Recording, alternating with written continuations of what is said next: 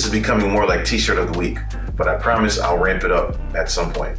I've been doing a lot and I'm more concerned about the quality than the value. One day soon it'll all make sense. I hope that everything's going well since last time. There's a lot of things on my mind that I'd like to talk about, but I'm going to attempt to take my time in an attempt to give you all some coherent thoughts. I've been told that I jump all over the place sometimes. I will forever rep the New England Patriots. I've been a fan since forever, and I will be forever. I've always been a reader. I read a lot of books when I was a kid. I used to read everything, including the newspaper, every single day. So because I'm from New England, in the newspaper, they only really talked about our local sports teams. So I really didn't have a choice but to be a fan because I knew everything about them, even when they sucked. So when we reached the dynasty years, I figured that I would have to soak it all up and just enjoy it before we became the Miami Dolphins. I mean, they ain't this year, but they're the Dolphins. The Tom Brady, Bill Belichick era was a gift from God. I can't say how blessed it feels to be a true fan of a history-making winning franchise. It was so successful that you had to appreciate it while it was going because eventually it was going to end, right? And so I figured that one day all I might have to look back on is the last 2 decades, like the Steelers and the Cowboys look at the 70s and the 90s. Yep, everything comes to an end. And hopefully today isn't that day, but I don't know, man, I don't know. We've always been taught that nothing lasts forever, so I don't expect for anything to last. The phrase, "and it came to pass," meant just that. It came to pass. It's always good to keep in mind that everything comes to an end. But unfortunately, because of the way my brain works, I have to work hard to not cross the line between realistic and pessimism. See, the more lessons I've learned in life, the more I understand that context is just as important, if not more important, than the main message. Some things should not be left up to your own interpretation, because who knows what kind of things your mind can come up with. The next thing you know, you're being tortured by your own thoughts. And for what? You'd be surprised by how much of what you define is rooted in your first understanding of something.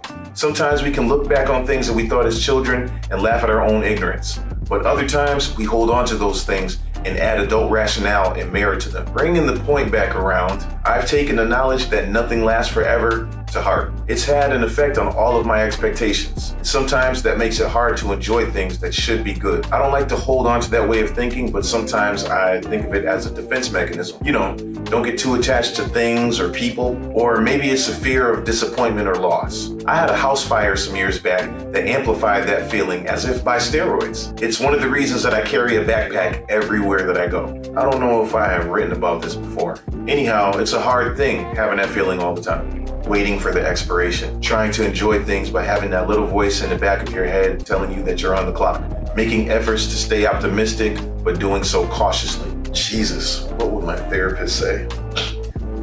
Whatever, man, it's a process still on an everyday basis. I don't have to end this with any type of resolution today. That would perpetuate the internet image that I hate. I don't have all the answers. I don't have it all together. I also don't want to be thought of in that manner. Not in the interest of keeping it real, just not internet fake, and more so just to be able to be myself. I don't like the idea of making yourself seem perfect, and I don't realistically understand how that could help someone to be better, but to each his own. Real talk though, I tend to gravitate toward actuality, so it was even hard to take the step to get into therapy because I used to work with therapists, and I know a lot of them on a personal level, and some of them are excellent at their jobs, but I can't get the notion out of my head that therapists are people too, which means that they're not exempt from problems. So how can you be able to help me when you yourself are going through your own crises? But whatever the plural is for crisis, that when you're going through that, is it selfish to only one person to focus on me and my problems for an hour and suppress their own stuff? Not that they're not able to do their jobs, but it's hard not to wonder what type of space that they're in when you go to see them. Customer service is a thing for them just like it is for call center workers. Imagine having some personal issues and dealing with anxiety, that pit feeling in your stomach, and just roll up into a ball under your blankets and be left alone. But instead, you have to listen to Tony's or Jackie's issues and provide them with positive feedback, but you don't even give a crap about their problems right now. Maybe that was a little dark. It's still necessary to go on just expressing things that I think that I've never really heard anybody say. Now I'm gonna stop because I feel like I'm going off the subject. That's just where my mind is right now. Hope you all are enjoying your day. Please, please, please, please, please like, share, subscribe, and comment. I don't even care what you comment. I will get back to you. If you want to talk about socks, it helps. Just like, share, and subscribe. Please, please tell a friend. Tell two friends. Just tell anyone.